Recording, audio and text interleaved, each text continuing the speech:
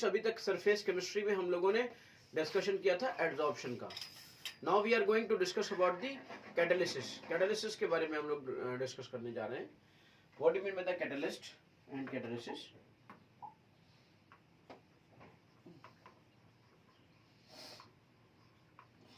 First of all, this word catalyst used by Berzelius.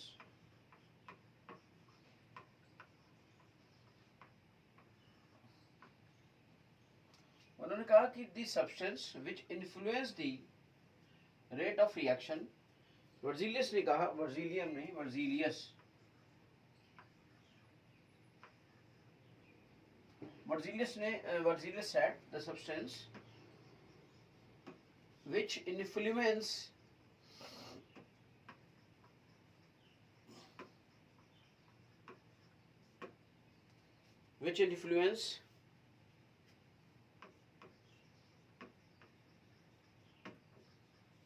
the rate of reaction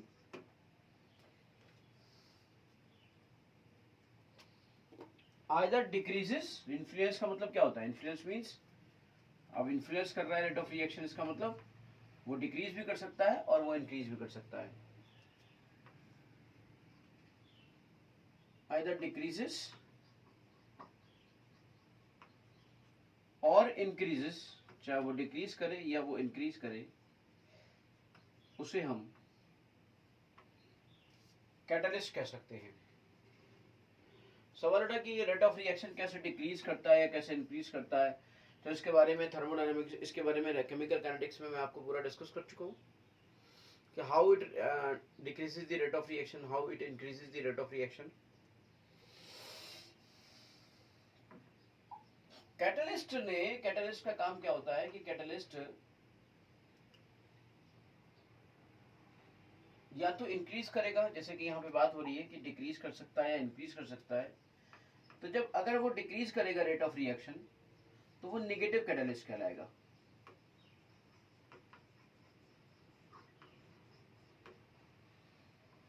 negative catalyst को inhibitors भी कहते हैं।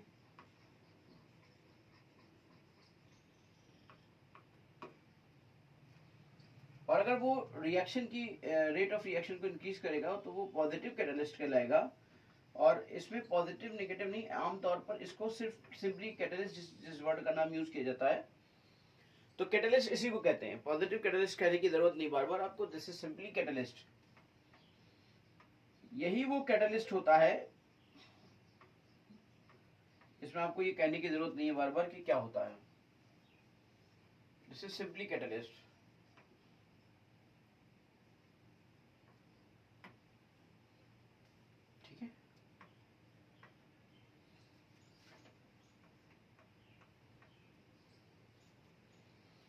ये आपका नेगेटिव कैटलिस्ट हो गया, ये आपका पॉजिटिव कैटलिस्ट हो गया। सवाल उठा कि जो ये पॉजिटिव कैटलिस्ट है ये रेट ऑफ रिएक्शन को इंक्रीज कर लेता है और जो नेगेटिव कैटलिस्ट होता है ये रेट ऑफ रिएक्शन को डिक्रीज कर लेता है।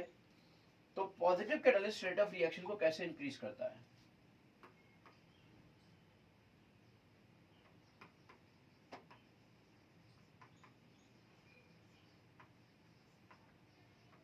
एक positive catalyst rate of reaction को कैसे इंक्रीज करता है?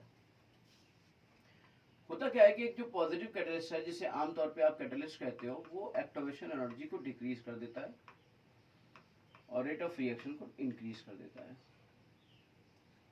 जैसे कि मैं आपको इस कारक के बारे में आपको पहले भी बता चुका हूं कि ये कोई भी थर्मोडायनेमिक पैरामीटर पे कोई भी इफेक्ट नहीं डालता।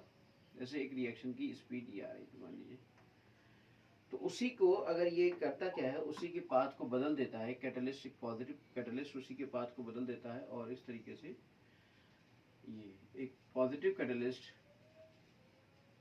तो पहले एक्टिवेशन एनर्जी ये थी और फिर एक्टिवेशन एनर्जी ये हो गई। तो ये जो डिफरेंस है ये इस तरह से एक्टिवेशन एनर्जी डिक्रीज कर गई। तो इनिशियल पॉइंट वही था, फाइनल पॉइंट वही था और एक्टिवेशन एनर्जी डिक्रीज कर गई। तो एक्टिवेशन एनर्जी डिक्रीज करने से क्या हुआ कि यहाँ पर जो पार्टिकल्स पहले यहाँ के जो पार्टिकल्स थे वो रिएक्टेंट के प्रोडक्ट में नहीं कन्वर्ट हो पा रहे थे, लेकिन एक्टिवेशन एनर्जी के बढ़ने से घटने से जो यहाँ के रिएक्टेंट पार्टिकल थे वो भी अब प्रोडक्ट में कन्वर्ट होने लगे। अदरवाइज पहले क्या होता, देखिए आपको पता है ये बाउंड्री लाइन थी पहले, इसके ऊपर की चीजें प्रोडक्ट में कन्वर्ट होती, अब बाउंड्री लाइन ये आ गई तो ये वाले जो थे जो पहले नहीं हो पा रहे थे, इसके नीचे थे ये, अब ये इस वाली लाइन के ऊपर आ गए, अब इस वाली लाइन के ऊपर आ गए तो ये सबके सब प्रोडक्ट में कन्वर्ट हो जाएंगे। जब सबके सब प्रोडक्ट में कन्वर्ट हो जाएंगे तो फिर इनकी ऑब्वियसली रेट ऑफ रिएक्शन बढ़ेगा, जब प्रोडक्ट ज्यादा बनेगा तो रेट ऑफ रिएक्शन बढ़ेगा। तो इस तरीके से एक्टिवेशन एनर्जी यहाँ पे डिक्रीज करती है, और ये एक काम कौन करता है, ये काम करता है activation energy due to positive catalyst. और ये एक्टिवेशन एनर्जी विदाउट कैटलिस्ट है ना, अनकैटलिस्ट, या मैं कह सकता हूं अनकैटलाइज्ड। एक पॉजिटिव कैटलिस्ट ही बेसिकली कैटलिस्ट कहलाता है। इस पूरी प्रोसेस को हम बेटा कैटालिसिस कहते हैं, and this positive catalyst is basically known as catalyst. This whole process is known as catalysis and this particular compound is known as catalyst. और इस particular compound को हम लोग catalyst कहते हैं, जबकि ये आपका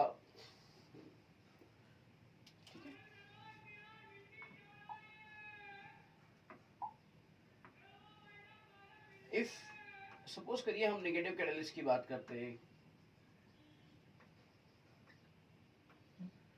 तो नेगेटिव कैटलिस्ट क्या करता है, नेगेटिव कैटलिस्ट एक्टिवेशन एनर्जी को बढ़ाता और रेट को घटाता। कैसे आपको पता है, देखिए जैसे आपको ये पता है कि यहाँ पर ये जो आपका है this is the negative catalyst. अब जरा समझिएगा आप, यहाँ पर जैसे मान लीजिए आपकी ये प्रोसेस है, तो नेगेटिव कैटलिस्ट क्या करता पता है, यही से शुरू करता, लेकिन प्रोसेस थोड़ा ऊपर से आती। देखिए इनिशियल पॉइंट वही रहता, फाइनल पॉइंट वही रहता, लेकिन अब एक्टिवेशन एनर्जी जो पहले थी वो अब एक्टिवेशन एनर्जी बढ़ जाती। तो एक्टिवेशन एनर्जी इस सिचुएशन पर बढ़ जाती है और ये एक्टिवेशन एनर्जी अनकैटलाइज की होती है। जब एक्टिवेशन एनर्जी बढ़ जाएगी तो जो पार्टिकल्स पहले यहाँ के इसमें कन्वर्ट हो जाते थे, जब उसकी बाउंड्री लाइन ये थी, क्योंकि बाउंड्री लाइन के ऊपर जो भी होता है वो कन्वर्ट हो जाता है रिएक्टेंट से प्रोडक्ट में, जो बाउंड्री लाइन के नीचे होता है वो रिएक्टेंट से प्रोडक्ट में कन्वर्ट नहीं होता। तो अब ये वाली बाउंड्री हमारी शिफ्ट हो गई, यहाँ से यहाँ आ गई। जब एनर्जी बैरियर की बाउंड्री यहाँ से यहाँ आ गई तो ये वाले जो पार्टिकल्स थे जो पहले शिफ्ट हो जा रहे थे, जो चेंज हो जा रहे थे, जो रिएक्टेंट से प्रोडक्ट में कन्वर्ट हो जा रहे थे, अब वो रिएक्टेंट से प्रोडक्ट में कन्वर्ट नहीं हो पा रहे हैं। तो जब वो अब रिएक्टेंट से प्रोडक्ट में कन्वर्ट नहीं हो पा रहे हैं तो इसका मतलब क्या हुआ, इसका मतलब ये हुआ कि उनकी जो रेट ऑफ रिएक्शन थी वो डिक्रीज करती थी, है ना। तो इस तरीके से पॉजिटिव कैटलिस्ट एक रेट ऑफ रिएक्शन को बढ़ाता है और negative catalyst rate of reaction को घटाता है। This whole process is known as catalysis. This whole process is known as catalysis. इस पूरी प्रोसेस को हम लोग कैटालिसिस कहते हैं। This whole process is known as catalysis. अब मैं अगर बात करता कि इससे पहले कि मैं कैटालिसिस के टाइप पर जाऊं, कुछ specific properties of catalyst, specific properties of catalyst की बात करूं या फीचर्स ऑफ कैटालिस्ट की बात करूं,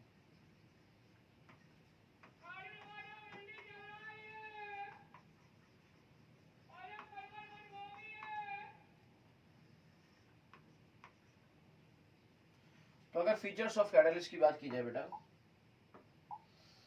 फीचर्स ऑफ कैटालिस्ट की बात की जाए तो इन दैट सिचुएशन जो आपका ये कैटालिस्ट होता है, ये कैटालिस्ट क्या करता है, बेसिकली बहुत ही हाईली स्पेसिफिक होता है कैटालिस्ट किसी रिएक्शन के लिए, different for different reactions. Catalyst अगर डिफरेंट हो जाता है ना तो डिफरेंट रिएक्शन भी हो जाती है। मतलब अगर कोई आप इतना बड़ा इफेक्ट होता है कैटालिस्ट का कि रिएक्शन, हर डिफरेंट रिएक्शन के लिए डिफरेंट कैटालिस्ट का यूज होता है। ऐसा नहीं होता कैटालिस्ट की वो रिएक्शन सेम चलती रहे, ऐसा नहीं होता। डिफरेंट फॉर डिफरेंट कैटालिस्ट, बहुत ही specific, because it is specific, क्योंकि ये स्पेसिफिक होता है, हर रिएक्शन के लिए स्पेसिफिक होता है, विशिष्ट होता है, स्पेशल होता है। स्पेशल से भी ऊपर की डिग्री है specific. Different for different reaction, जैसे बहुत ही सिंपल से एग्जांपल दूं आपको मैं कि जैसे अगर आपका मान लीजिए ये HCHO है,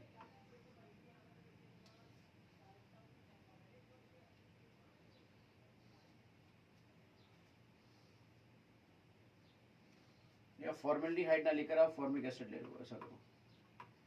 मान लीजिए ये आपका फॉर्मिक एसिड है और यहाँ पर आप कॉपर का यूज कर लो।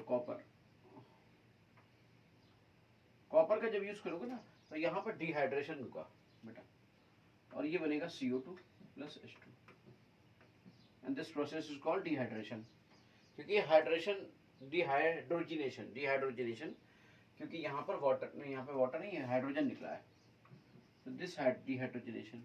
वहीं पर अगर आप एल्यूमिना यूज कर लो ना इसकी जगह पे, तो इसका डिहाइड्रेशन हो जाएगा बेटा।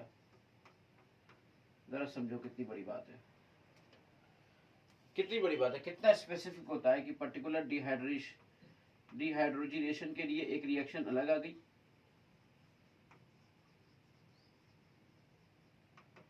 और डिहाइड्रेशन अगर हो रहा है तो उसके लिए एक कैटलिस्ट अलग आ गया, है ना।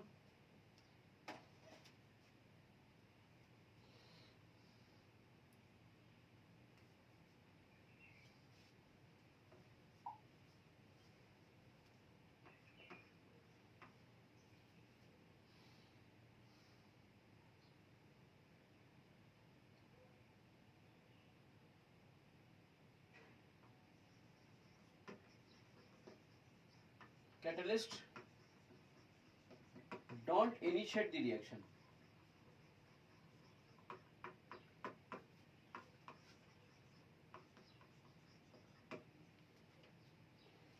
Don't initiate the, कुछ किसी रिएक्शन को करा नहीं सकता ये, just increase or decrease rate of reaction, increase or decrease of reaction,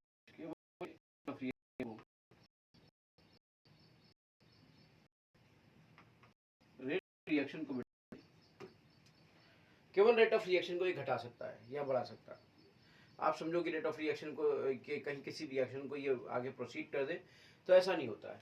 rate of reaction को ये प्रोसीड नहीं करता, मतलब उसको इनिशिएट नहीं कराता है कि कोई रिएक्शन ना हो रही है और ये करा दे, ऐसा नहीं होता है।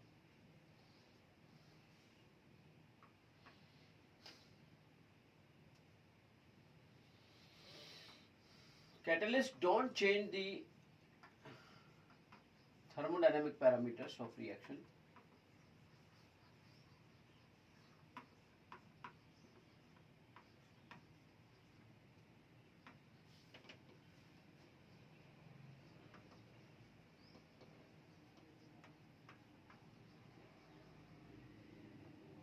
Thermodynamic parameters of reaction like आपका डेल्टा H एंथैल्पी मेन होता है।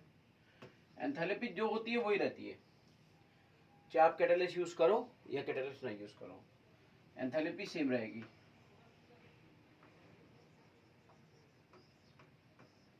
एंट्रोपी सेम रहेगी, गिव्स फ्री एनर्जी सेम रहेगी। अगर कुछ बदलता है तो वो क्या बदलता है, and activation energy only decreases और इंक्रीजेस, और कुछ नहीं होता है ना। तो ये थर्मोडायनामिक पैरामीटर्स में तो प्रॉपर्ली आता भी नहीं है activation energy. It's basically thermodynamic parameters में तो normally delta H, delta G, delta U, delta S, ये सब आते हैं ना।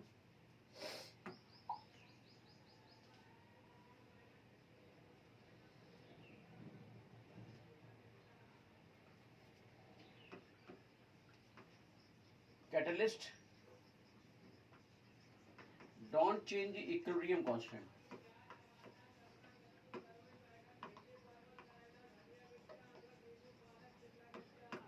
इक्विलिब्रियम कांस्टेंट की वैल्यू नहीं बदलता है, just change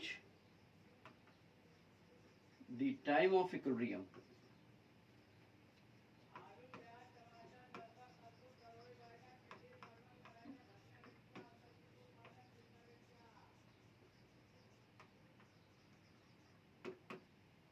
just change the time of equilibrium, मतलब इक्विलिब्रियम के टाइम को बदलता है। होता क्या है कि लाइक स्पीड दोनों तरफ की घटा देता है या बढ़ा देता है, तो rate of forward, rate of backward दोनों घटा देता है, दोनों बढ़ा देता है। तो उससे क्या होता है कि टाइम ऑफ रिएक्शन चेंज हो जाता है, टाइम ऑफ इक्विलिब्रियम चेंज हो जाता है। जैसे सपोज करो, मान लीजिए एक ये है, एक ये रिएक्शन हो रही है, यहाँ पे दोनों की रेट ऑफ फॉरवर्ड और रेट ऑफ बैकवर्ड आपकी इक्वल हो रहा था। ये रेट ऑफ फॉरवर्ड है, ये रेट ऑफ बैकवर्ड है, ठीक। फिर हमने एक कैटलिस्ट यूज कर लिया, तो कैटलिस्ट क्या करेगा, इसकी स्पीड को भी बढ़ा देगा, इसकी स्पीड को भी बढ़ा देगा, और वही इक्विलिब्रियम जो यहाँ पर मिल रहा था वही इक्विलिब्रियम मिलने लगा यहाँ पर। लेकिन इक्विलिब्रियम नहीं बदला, इक्विलिब्रियम कांस्टेंट नहीं बदलेगा। तो ये इक्विलिब्रियम जो टाइम ऑफ इक्विलिब्रियम है ये आपका घट जाएगा, है ना। तो अगर पॉजिटिव कैटलिस्ट होगा तो टाइम ऑफ इक्विलिब्रियम को घटा देगा स्पीड को बढ़ा के, और अगर नेगेटिव कैटलिस्ट होगा तो नेगेटिव कैटलिस्ट इसी स्पीड को, इसी रेट को यहाँ तक ले जाता है और इस वाले को यहाँ तक ले जाता है, और ये इक्विलिब्रियम आपका यहाँ पर बन जाता है। फिर ये इक्विलिब्रियम आपका ये आएगा, ये वाला इक्विलिब्रियम इससे भी ज्यादा होगा। तो ये टाइम ऑफ इक्विलिब्रियम है किसकी वजह से, एक पॉजिटिव कैटलिस्ट की वजह से। ये किसकी वजह से है, ये अनकैटलिस्ट की वजह से, कोई कैटलिस्ट नहीं है। और ये किसकी वजह से, ये एक नेगेटिव कैटलिस्ट की वजह से। तो विदाउट कैटलिस्ट की रिएक्शन को अगर देखा जाए तो वहां पर जो टाइम होता है, देखिए तीनों का वेरिएशन मैंने बता दिया आपको कि नेगेटिव कैटलिस्ट होगा तब टाइम ऑफ इक्विलिब्रियम क्या होगा, पॉजिटिव कैटलिस्ट होगा तब टाइम ऑफ इक्विलिब्रियम क्या होगा, नेगेटिव कैटलिस्ट होगा तब टाइम ऑफ इक्विलिब्रियम क्या होगा। टाइम ऑफ इक्विलिब्रियम हर जगह पर हर चीज का अलग अलग होगा, और कैसे होगा ये आपके सामने है। Catalysts don't change the equilibrium, don't change the equilibrium constant, just change the time of equilibrium। केवल change the equilibrium, time of equilibrium को नहीं बदलता, just change the time of equilibrium, केवल time of equilibrium को बदलता। इस दौरान कहीं पर भी रेट कांस्टेंट, यहाँ पर भी के इक्विलिब्रियम ही होगा, यहाँ पर भी के इक्विलिब्रियम ही होगा। इक्विलिब्रियम कांस्टेंट की वैल्यू कोई चेंजेस नहीं होंगे, हर जगह पर केवल और केवल अगर चेंज होगा तो time of equilibrium, attaining of equilibrium, time of attaining of equilibrium होगा। कितनी जल्दी इक्विलिब्रियम अटेंड हो जाता है, कितनी देर में इक्विलिब्रियम अटेंड होता है, बस इतना सा फर्क पड़ेगा। क्योंकि स्पीड या तो दोनों तरफ की बढ़ जाएगी या दोनों तरफ की घट जाएगी। ऐसा थोड़ी होगा कि केवल एक तरफ की अगर बढ़ाएगा तो दोनों तरफ की बढ़ाएगा, और घटाएगा तो दोनों तरफ की घटाएगा।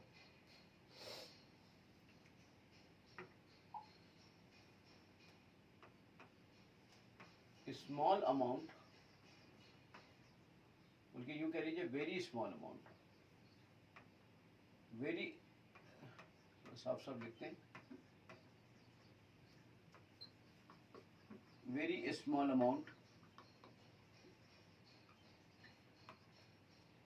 of very small amount of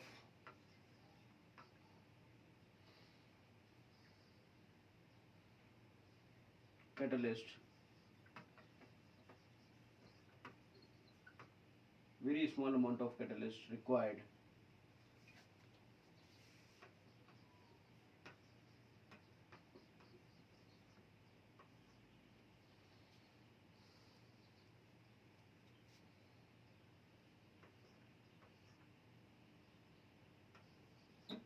to increase or decrease the rate of reaction।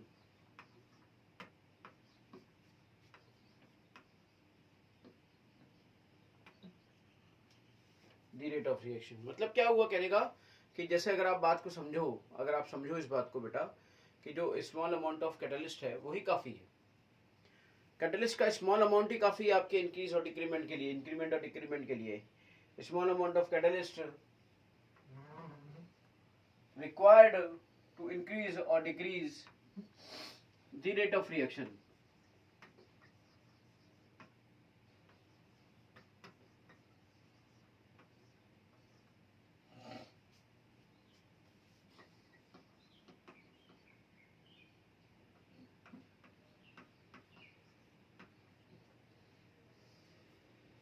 Very small amount of catalyst required to increase the rate of reaction।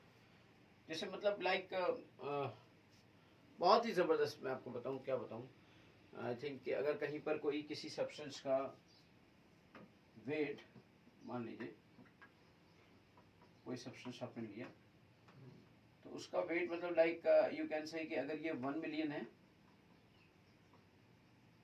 तो एक 1 पार्ट ही सफिशिएंट है, 1 पार्ट कैटालिस्ट भी सफिशिएंट है। ऐसा मतलब एक अप्रोक्सीमेशन दे रहा हूँ आपको, एग्जैक्टली ऐसा नहीं है। हो सकता है जैसे बहुत ज़्यादा अमाउंट के लिए थोड़ा सा और भी कम की ज़रूरत पड़े, लेकिन बहुत ही very small amount of catalyst की ज़रूरत पड़ती है बेटा।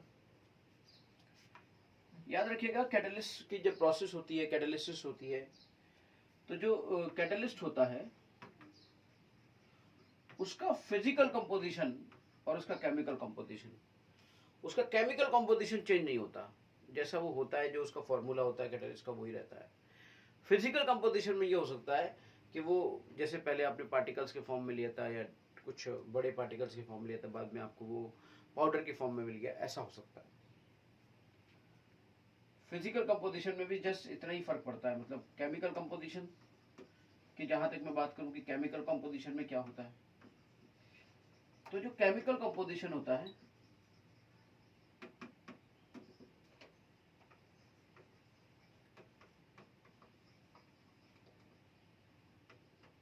Don't change, chemical composition change नहीं होता, केमिकल कंपोजिशन चेंज नहीं होता, सिर्फ और सिर्फ फिजिकल कंपोजिशन चेंज होता है।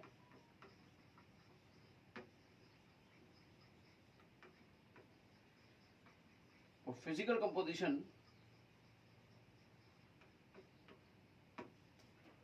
आपका सिर्फ और सिर्फ चेंज क्या होता है, बल्कि सिर्फ ऐसा होता है कि जो कुछ पार्टिकल्स था तो वो पाउडर की फॉर्म में आपको मिल गया बाद में, बाकी ऐसा कुछ। जैसे कॉपर का आपने मान लीजिए छोटे छोटे टुकड़े आपने यूज किए थे, फाइनली डिवाइडेड पार्टिकल्स यूज किए थे, लेकिन आपको जब रिएक्शन हो गई तो बाद में बिल्कुल पाउडर के फॉर्म में आपको मिल गया, लेकिन कॉपर कॉपर ही रहेगा, कॉपर के अंदर कुछ और चीज नहीं मिक्स हो जाएगी। जैसे एल्यूमिना के टुकड़े आपने यूज किए लेकिन बाद में वो पाउडर के फॉर्म में मिल गया, ऐसी चीजें पॉसिबल होती है बेटा, ऐसी चीजें हो सकती हैं। ये थी आपकी मैक्सिमम जो भी कैरेक्टरिस्टिक्स हो सकती हैं किसी कैटलिस्ट की। अगर हम बात करें अब कैटालिसिस के टाइप की, टाइप ऑफ कैटालिसिस,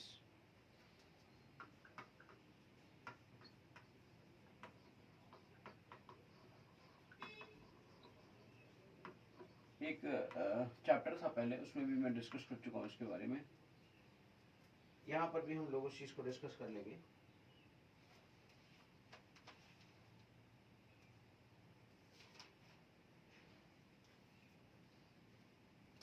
मेनली तो ये दो ही टाइप का होता है, एक होता है आपका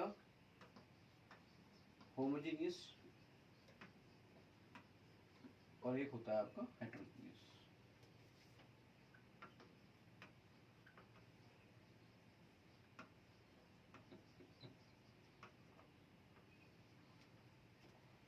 होमोजीनियस कैटालिसिस का मतलब क्या होता है और हेटेरोजीनियस कैटालिसिस का मतलब क्या होता है?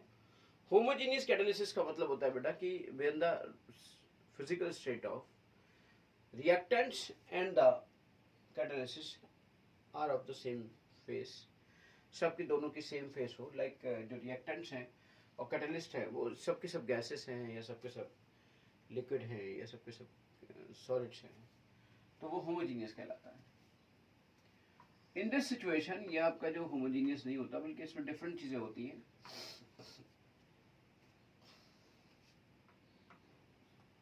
जैसे मान लीजिए अगर कोई ऐसा एग्जांपल आपके सामने आए और जिसमें आपको ये देखने को मिले, होमोजीनियस कैटालिसिस की बात की जाए,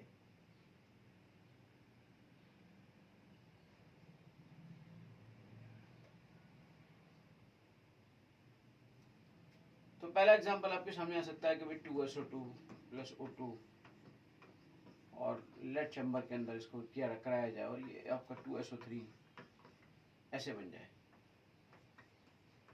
2SO2 प्लस O2 2SO3, ये आपका ऐसे बन गया। इस तरीके से ये आपका 2SO2 प्लस O2 2SO3 बन गया। और इस तरीके से बेटा ये देखिए आप यहाँ पर पूरा के पूरा ऐसे ही कोई लिक्विड आ जाए, जैसे मान लो आपने हाइड्रोलिसिस कराई, सब ये लिक्विड है, आपने वाटर लिया वो भी लिक्विड है, उसके बाद आपका ये एसिड बना वो भी लिक्विड है, उसके बाद आपका ये अल्कोहल बना वो भी लिक्विड है ना। और आपने as a H plus as a catalyst use कर लिया, और H प्लस जो कैटलिस्ट यूज किया वो भी लिक्विड है। H प्लस भी तो कहीं ना कहीं से लिया आपने, तो ये भी लिक्विड, ये भी लिक्विड, ये भी लिक्विड, ये भी लिक्विड, ये भी लिक्विड, यानी all are in the same phase. जब सबके सब सेम फेसेस में है बेटा, so this is called basically homogeneous catalysis. इस तरह की कैटालिसिस को हम होमोजीनियस कैटालिसिस कहते हैं। इस तरह की कैटालिसिस को हम होमोजीनियस कैटालिसिस कहते हैं। हेटेरोजेनियस कैटालिसिस की बात की जाए तो रिएक्टेंट्स और उसकी नॉर्मली अलग फिजिकल स्टेट होती है, तो उसे हेटेरोजेनियस कहा जाता है। जैसे आपकी एल्कीन है, सिंपली हाइड्रोजन के साथ रिएक्ट कराओ और निकल आपका यूज कर लो, तो ये आपका CH3 इस तरीके से यूज हो जाता है। ये CH3 बन जाता है बेटा।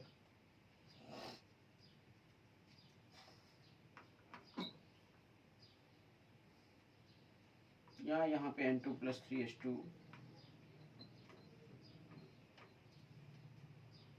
Fe यूज कर लिया आपने और 2NH3 बन गया। ये आपने गैस ले ली, ये आपने गैस ले ली, ये आपने गैस ले लिया, इस तरीके से। तो हेटेरोजेनियस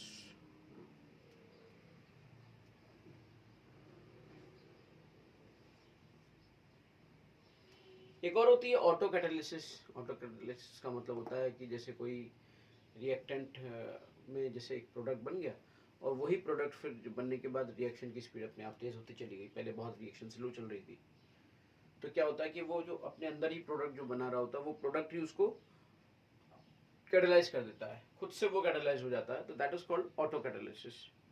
ऐसा भी होता है। ये सब मैं डिस्कशन कर चुका हूँ एक बार, आपको जब वो पढ़ाया था मैंने एनिपिक्लोडियम, और उसमें एक चैप्टर का पोर्शन आया था, उस पोर्शन में ये मैंने डिस्कस किया था आपके लिए सब।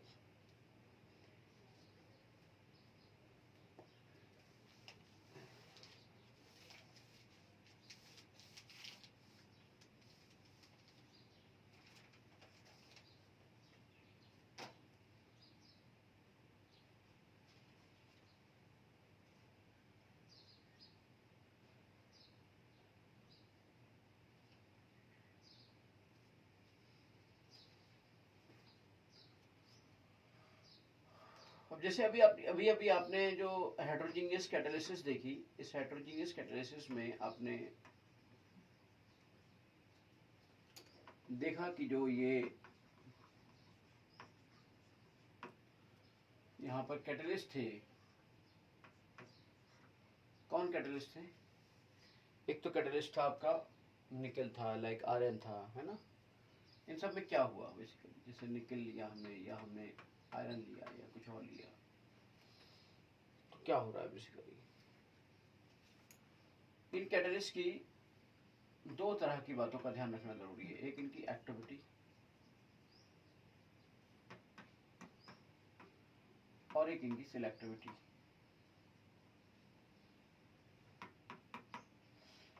एक्टिविटी जो बढ़ती है वो एक्टिविटी सेंटर से बढ़ती है,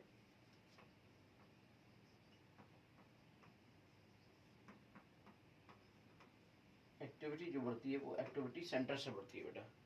एक्टिविटी जो बढ़ती है वो एक्टिविटी सेंटर से बढ़ती है, और जो सिलेक्टिविटी होती है वो इस बात से बढ़ती है कि किस रिएक्शन टू रिएक्शन किसके लिए किस चीज को सिलेक्ट किया जाए।